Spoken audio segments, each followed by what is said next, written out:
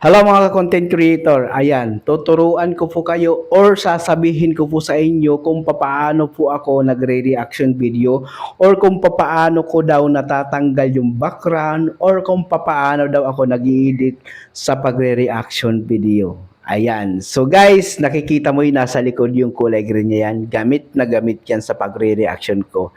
Ito guys, panoorin nyo kung paano ko ginagawa ang pagre-reaction video. May nagtatanong po sa akin. So ito ipapaliwanag ko po sa inyo. Kung paano daw ako mag-edit or mag-reaction video. So ang kailangan lang po nating gawin is kailangan mayroon po kayong background na green. Tila kulay green or kahit anong kulay dyan basta plain siya. Yan, kasi i-remove background nyo yan sa CapCut. So, kinakailangan mo din dalawang cellphone. Ito yung nagbibideo sa'yo at ito yung pinapanood mo. Habang nanonood ka, nabibideo ka dito. Then yung pinapanood mo, kung maaari, i-mute mo or di kaya i-headset mo para hindi niya marinig dito. Either kung hindi niya marinig dito, kahit marinig niya dito, kasi i-overlay mo ito, so ang gagawin mo, i-mute mo ito. I-mute mo yan para i-overlay mo dito sa bidyong pinapanood mo. Kaya yun, nagkakaroon tayo ng reaction video. Yun lang po ang ginagawa ko.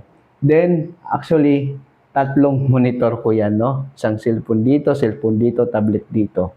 So, ganun lang po tayo mag-reaction video. So, ayan guys, nalaman na ninyo kung paano ako mag-reaction video. Kinakailangan lang po natin dalawang cellphone, isa ang magbibideo sa iyo, isa yung panonood mo, at ito ang pinaka-importante, yung ating green background. Tila lang po ito, nabibili po ito, magkano lang isang yarda, wala pang 50.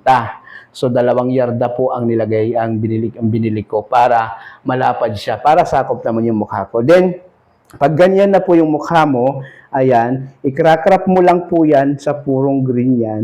Then, tatanggalin mo po yung background, remove background. So, ganun lang po gagawin niyo.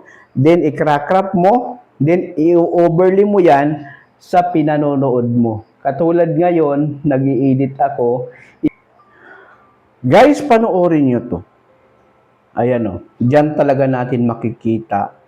Yung i-overlay ko po yung video na ginawa ko ngayon dito sa gilid para maging reaction video ko na. At syempre, huwag mawawala ng ilaw. Importante yan para maliwanag, at least walang shadow na nagaganap dito sa iyong background.